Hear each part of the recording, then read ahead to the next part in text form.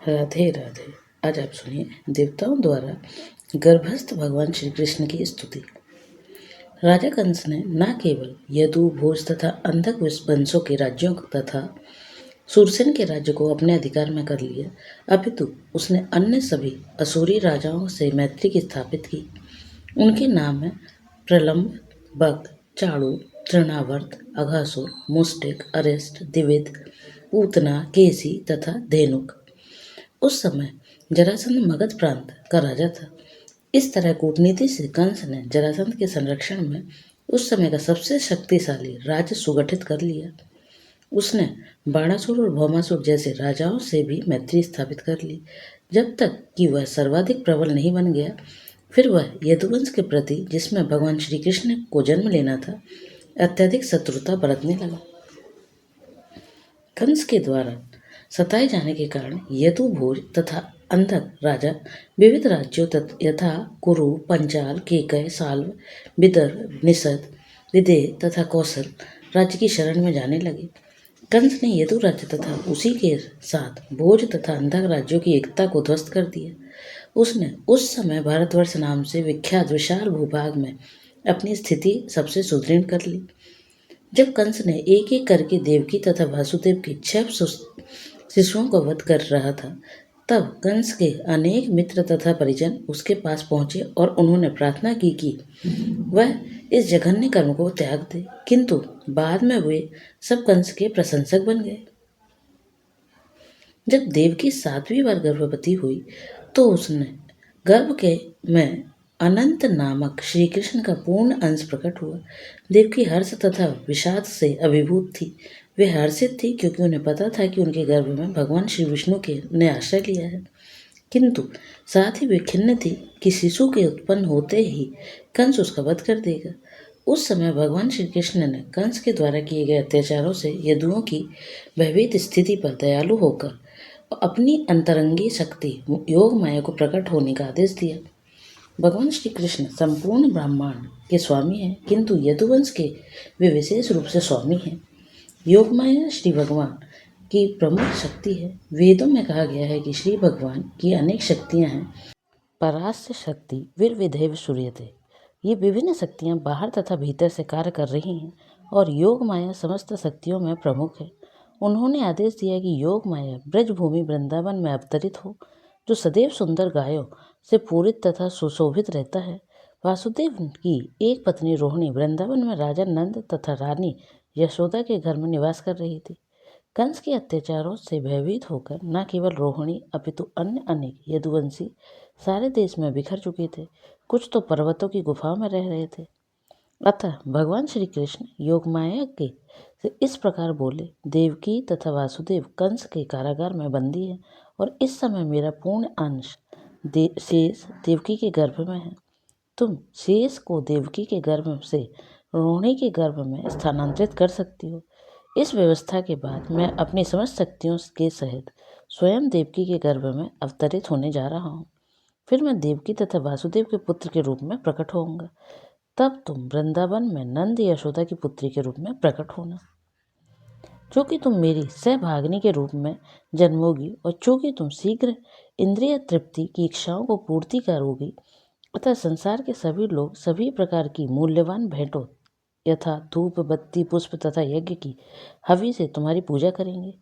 जिन लोगों को भौतिकता से प्रेम है, वे तुम्हारे अंश के विभिन्न रूपों में, जो दुर्गा, भद्रकाली, विजया, वैष्णवी, कुमुदा, चंडिका, कृष्णा, माधवी, कन्यका, माया, नारायणी, ईशानी, शारदा तथा अंबिका नाम से उल्लेखित होंगे, तुम्हारी पूजा करेंगे।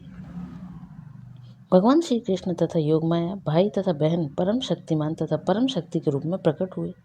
यद्यपि शक्तिमान तथा शक्ति के में कोई स्पष्ट अंतर नहीं है, तथापि शक्ति सदैव ही शक्तिमान के अधीन रहती है।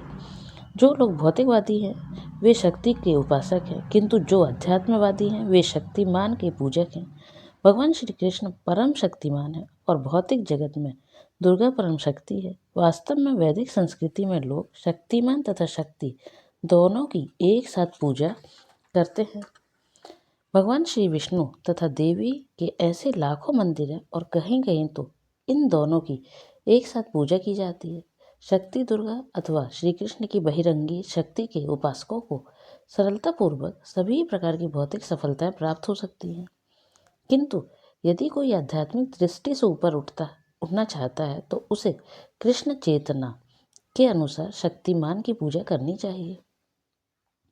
श्री भगवान के योग माया से यह भी घोषित किया कि उनका पूर्णांश अनंत या शेष देवकी के गर्भ में स्थित है।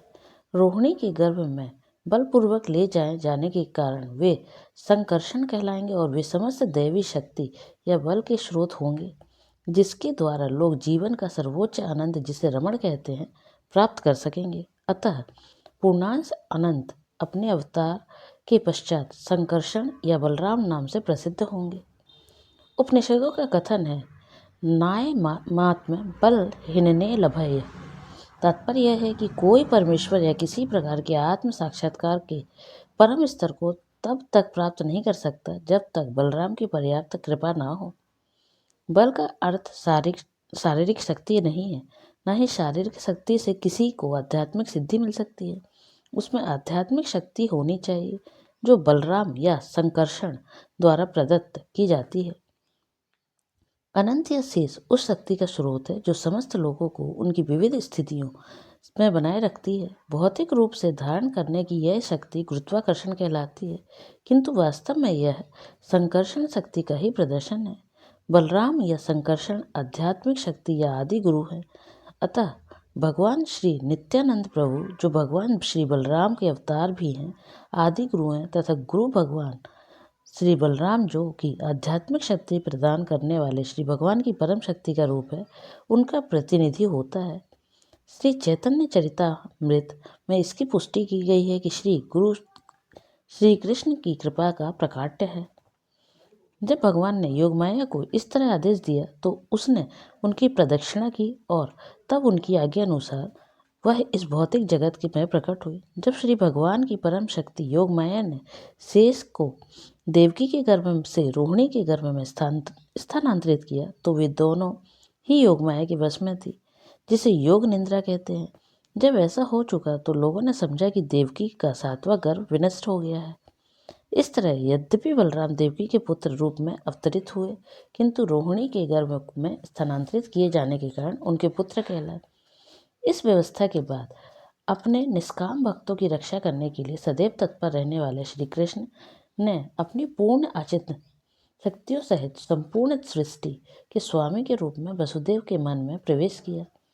इस प्रसंग में यह ज्ञातव्य है कि भगवान श्री कृष्ण पहले वासुदेव के निष्काम हृदय में प्रविष्ट हुए और तत्पश्चात देवकी के हृदय में स्थानांतरित हुए। वे देवकी के गर्भ में वीर द्वारा स्थापित नहीं हुए थे। श्री भगवान अपनी अचिंत्य शक्ति से किसी रूप में प्रकट हो सकते हैं। उनके लिए यह अनिवार्य नहीं है कि वे स्त्री के गर्भ में वीर क्षयपण की सामान्य विधि द्वारा प्रकट हो।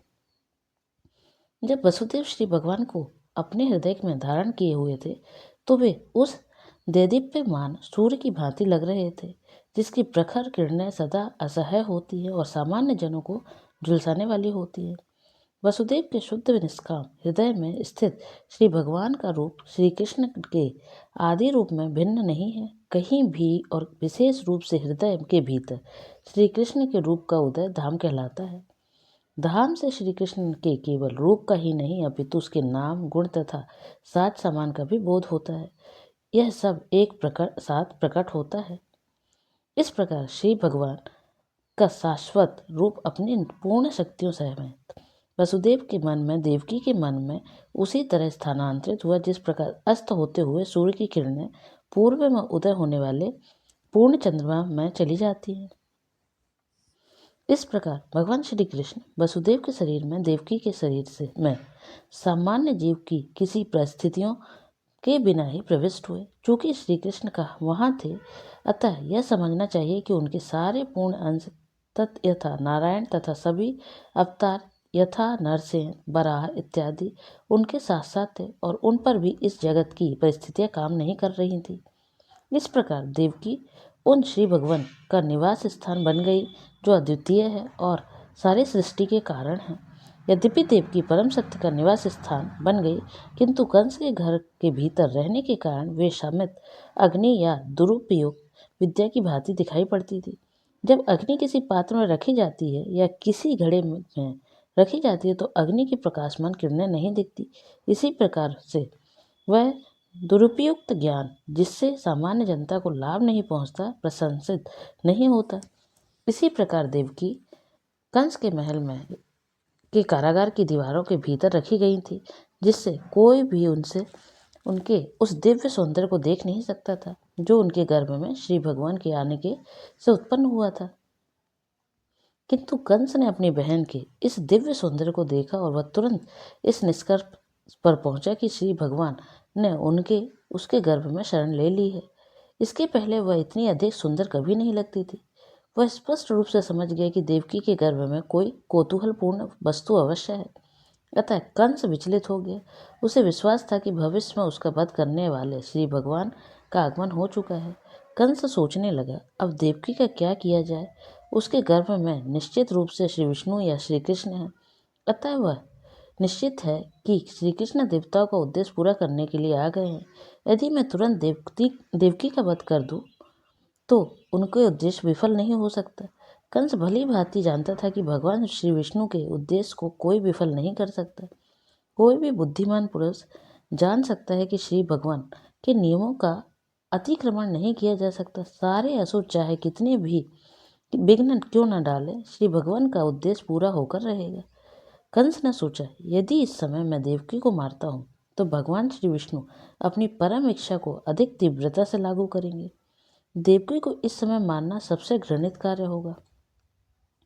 भले कोई कितनी भी विषम परिस्थिति में क्यों ना हो, किंतु वह अपनी ख्याति नष्ट करना नहीं चाहता। यदि इस समय मैं देवकी को मारता हूँ तो मेरी ख्याति नष्ट हो जाएगी। आखिर देवकी एक अबला है और वह मेरी शरण में है। वह गर्भवती है और यदि मैं उसे मारता हूँ तो मेरी ख्याति, मेरे जीवन भर के पुण्यों का फल तथा मेरे जीवन की अवधि सब कुछ समाप्त हो जाएगा। उसने आगे भी विचार किया, जो व्यक्ति अत्यधिक क्रूर होता है वह इसी जीवन काल में मृत्यु तुल्य रहता है। क्रूर पुरुष अपने जीवन काल में किसी को प्रिय नहीं होता और उसकी मृत्यु के बाद लोग उसे कोसते हैं। अपनी देहात्म बुद्धि के कारण मनुष्य का पतन होता है और नरक के गहनतम भाग में धकेल दिया जाता है। कंस ने उस समय देवकी के वध के पक्ष और विपक्ष पर इस प्रकार से विचार किया। अंत में कंस ने देवकी को तुरंत न मारकर अपरिहार्य भविष्य की प्रतीक्षा करने का निर्णय लिया, किंतु उसका मन श्री भगवान के प्रति शत्रुता से भर गया। वह धैर्यपूर्वक शिशु का जन्म की प्रतीक्षा करने लगा, जिससे वह उनका वध कर सके, जैसा कि उसने देवकी के अन्य बालकों के साथ किया था।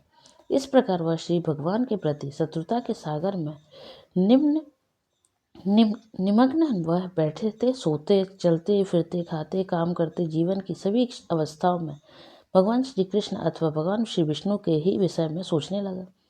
उसका मन श्री भगवान के विचार में इतना लीन हो गया कि उसे अपने चारों ओर भगवान विष्णु या भगवान श्री कृष्ण ही दिखते। दुर्भाग्यवश यद्यपि उसका मन भगवान श्री विष्णु के विचार में इतना लीन था, तथापि वह भक्त नहीं माना जाता, क्योंकि वह श्री कृष्ण को शत्रु के रूप में सोचता था। महान भक्त के मन की दशा भी ऐसे ही होती है कि वह सदैव भगवान श्री कृष्ण में लीन रहता है, किंतु भक्त श्री भगवान के अनुकूल सोचता है, प्रतिकूल नहीं। श्री कृष्ण के अनुकूल सोचना कृष्ण भक्ति है, किंतु श्री कृष्ण के विपरीत सोचना कृष्ण भक्ति नहीं है। उस समय ब्रह्मा तथा शिवजी, नारद जैसे ऋषियों तथा अनेक देवताओं के साथ कंस के घर में अदृश्य रूप से प्रकट हुए। वे भक्तों को अत्यंत प्रिय थे एवं उनकी कामनाओं को पूर्ण करने वाली चुनी हुई स्तुतियों से श्री भगवान की प्रार्थना करने लगे। उनके पहले शब्द द्वारा यह घोषणा होती है कि श्री भगवान अपने प्रण के सच्चे होते हैं, जैसा कि श्रीमद् भगवद गीता में कहा गया है। श्री कृष्ण इस भौतिक जगत में पवित्र आत्माओं की रक्षा करने तथा दुष्टों का विनाश करने के लिए ही अवतरित होते हैं। यही उनका प्रण है। देवता जान गए थे कि अपने प्रण को पूरा करने के लिए उन्होंने देवकी के गर्भ में वास किया है। देवता परम प्रसन्न थे कि श्री भगवान अपना उद्देश्य पूरा करने के लिए प्रकट हो रहे हैं। अतः उन्होंने उन्हें सत्य परम या परम सत्य कहकर संबोधित किया। प्रत्येक व्यक्ति सत्य की खोज में लगा है। यही जीवन की दार्शनिक रीति है। देवतागण जानकारी देते हैं कि परम सत्य भगवान श्री कृष्ण ही है। जो पूर्णतः कृष्ण भावना भावित हो जाता है वह परम सत्य को प्राप्त कर सकता है। श्री कृष्ण की परम सत्य है। शाश्वत काल की 3 अवस्थाओं में सत्य है, सापेक्ष सत्य नहीं। काल, भूत, वर्तमान तथा भविष्य में विभाजित है। भगवान श्री कृष्ण परम सत्य है, भूत, वर्तमान तथा भविष्य में। भौतिक जगत में प्रत्येक वस्तु परम काल द्वारा भूत, वर्तमान तथा भविष्य के द्वारा नियंत्रित हो रही है, किंतु सृष्टि के पूर्व श्री कृष्ण विद्वान थे। सृष्टि के हो जाने पर प्रत्येक वस्तु श्री कृष्ण पर आश्रित है और अब यह सृष्टि समाप्त होती है तब भी तो कृष्ण बचे रहेंगे। अतः वे सभी परिस्थितियों में परम सत्य हैं। यदि भौतिक जगत में कुछ सत्य है तो वह परम सत्य भगवान श्री कृष्ण के से उद्भूत है। यदि इस भौतिक जगत में कहीं वैभव है तो इसके स्रोत श्री कृष्ण ही है। यदि संसार में कुछ ख्याति है तो श्री कृष्ण ही उसके कारण है। यदि संसार में कोई बल है तो उसके कारण श्री कृष्ण है। यदि संसार में कोई ज्ञान तथा शिक्षा है तो उसके कारण स्वरूप श्री कृष्ण है। इसलिए श्री कृष्ण सारे स्रोतों सत्यों के स्रोत है।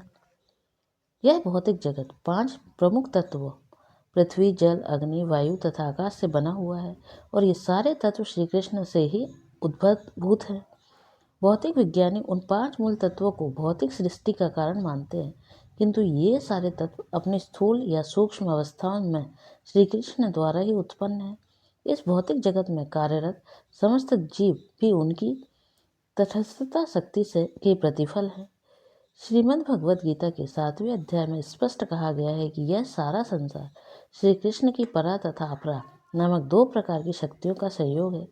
जीवात्माएं श्री भगवान की पराशक्ति है और निर्जीव भक्ति तत्व अपराशक्ति है। सुप्तावस्था में प्रत्येक वस्तु श्री कृष्ण में समाहित रहती है। देवतागण भौतिक प्रकाट के विश्लेषण अध्ययन द्वारा श्री भगवान के परम रूप की सादर प्रार्थना करते रहे। यह भौतिक प्रकाट क्या है? यह एक वृक्ष के समान है। वृक्ष भूमि पर खड़ा रहता है, इसी तरह भौतिक प्रकाट रूपी यह वृक्ष प्रकृति रूपी भूमि पर खड़ा है।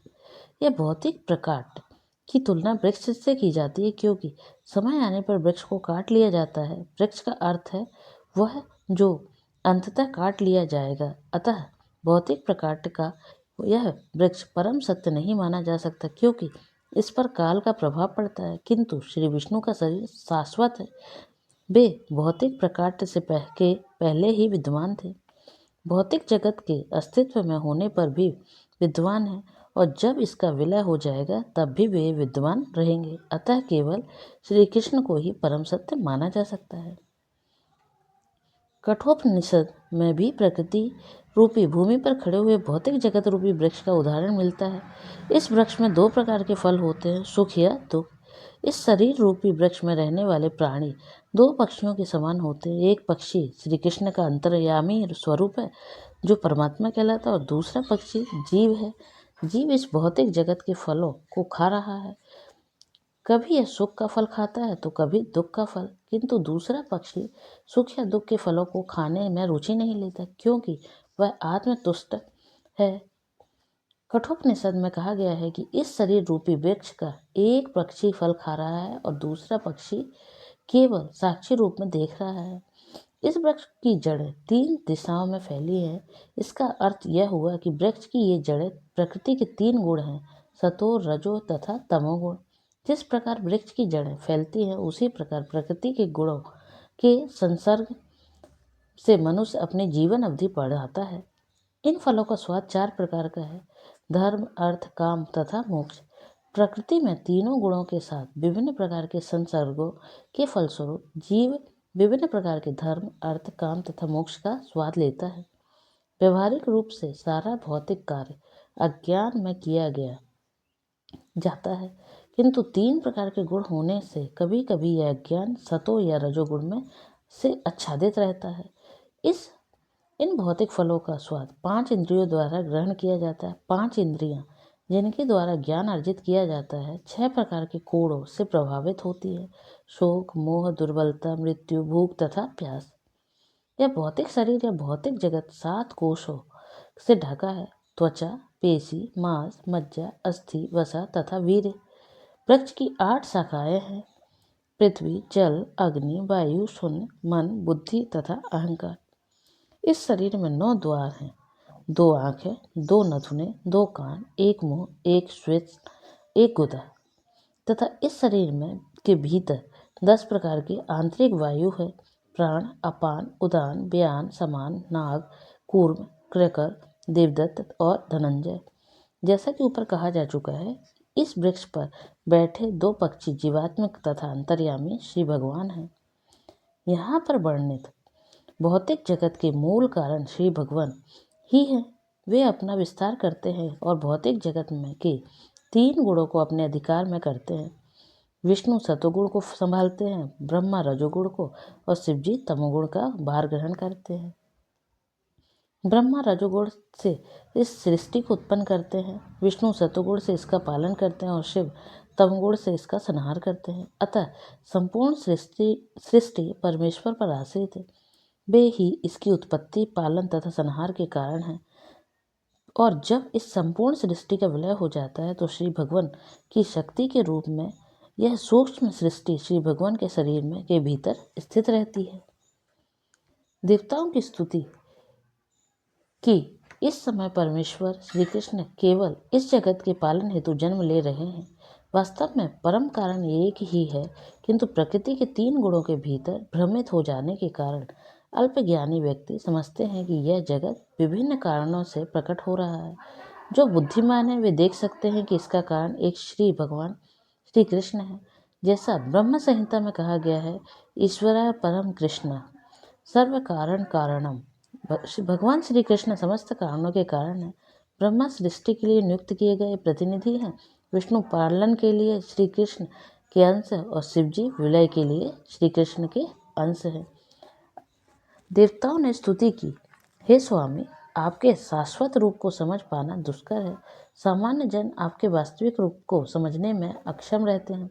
अतः आप अपना आदि शाश्वत रूप प्रकट करने के लिए स्वयं अवतार ले रहे हैं। लोग किसी तरह आपके विभिन्न अवतारों को तो समझ सकते हैं, किंतु 2 भुजाओं वाले श्री कृष्ण के शाश्वत रूप को मनुष्यों के बीच उन्हीं के समान विचरण करते देख के वे उलझन में पड़ जाते हैं। आपका यह शाश्वत रूप भक्तों के दिव्य आनंद को बढ़ाता है, किंतु अभक्तों के लिए यह घातक है। जैसा कि श्रीमद् भगवद गीता में कहा गया है, श्री कृष्ण साधु के लिए अत्यंत मोहक है, परित्राणाय साधुनाम, किंतु यह रूप असुरों के लिए अत्यंत घातक है, क्योंकि श्री कृष्ण असुरों के वध के लिए अवतरित होते हैं।